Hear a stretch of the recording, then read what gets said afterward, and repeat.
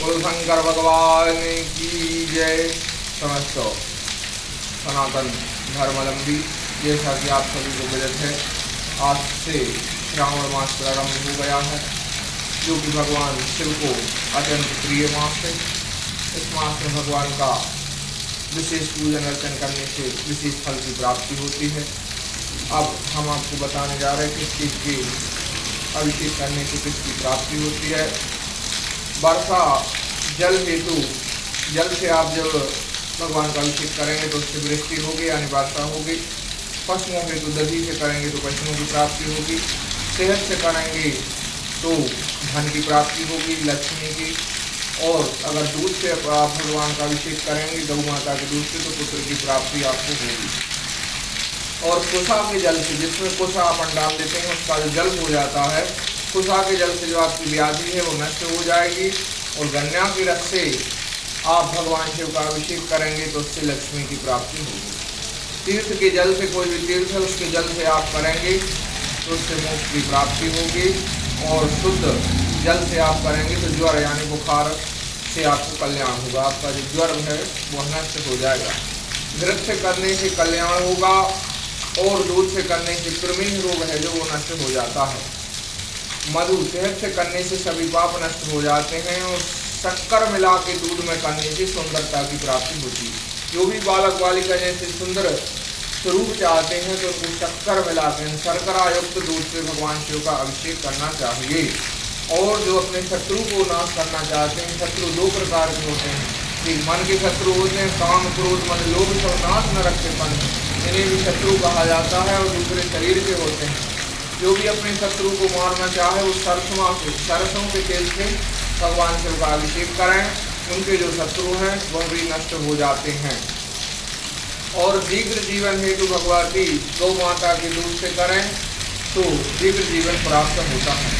अब किस कार्य की करने के लिए किस प्रकार का लिंग होना चाहिए, धातु का हो मिट्टी का हो, तो स्तर लक्ष्मी की प्राप्ति के लिए स्वर्ण का लिंग होना चाहिए। जैसे आप सोचो हमारी जो संपत्ति वो जीवन भर बनी रहे, किसी की 100 एकड़ जमीन है तो बेटा की भी 100 एकड़ होए और उसके बेटा की बेटे ना, तो वो सोने के लिंग, भगवान का सोने का लिंग बना के उसका अभिषेक पूजन आदि करें। सुख प्राप्ति हेतु चांदी का लिंग, अगर आप सोचे जीवन भर सुखी रहें तो चांदी का लिंग बनाएं। दीर्घ आयु की प्राप्ति के लिए 100 साल तक जिए तांबे का लिंग का पूजन करें। धन प्राप्ति हेतु धातु का लिंग की पूजा करें। और अब मृत्यु निवारण हेतु मोती का लिंग होता है, उसका अभिषेक करने से अकाल मृत्यु नहीं होती है। प्रजावृत्ति हेतु रांगा का लिंग का पूजन करने से प्रजा की वृद्धि होती है। और अष्टलोह का पूजन करने से जो कुष्ठ रोग है वह नष्ट हो जाता है। भगवान पारदेश्वर यानी पारद का जो शिवलिंग होता है, पारद धातु होती है, उसके पूजन करने से सौभाग्य की प्राप्ति होती है। स्त्रियों को अनंत सौभाग्य की प्राप्ति, पुरुषों को भी सौभाग्य की प्राप्ति होती है। और सभी काम की सिद्धि के लिए पाषाण का लिंग होता है।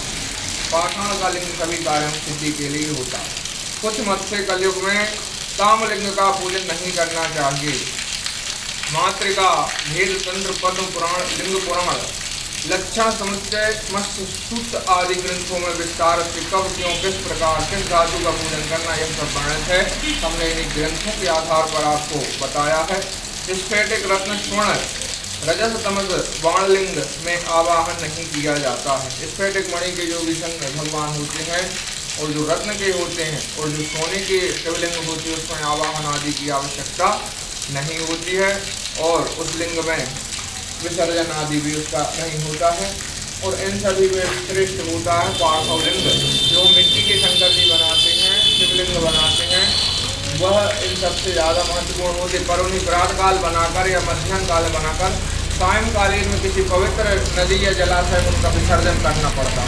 तो दोबारा पूजन के लिए फिर मिट्टी का आप लिंग बनाएं, भगवान की रुद्री बनाएं, रुद्री निर्माण कर उनका शाम के समय प्रदोष काल में आपको विसर्जन किसी पवित्र स्थान में करना होगा। पर जो ये लिंग होते हैं पाषाण ताम स्वर्ण स्फटिक आदि के, इनका विसर्जन नहीं होता, ना ही इनमें आवाहन होता। स्फटिक मणि का शंकर की प्रतिमा भी सर्वोत्तम कही गई है। तो इस प्रकार जहाँ जिस लिंग में मन लग जाए, जहाँ आपकी श्रद्धा हो जाए, वही श्रेष्ठ है, ऐसा भी शिव पुराण में बताया गया है। तो शंकर भगवान की जय।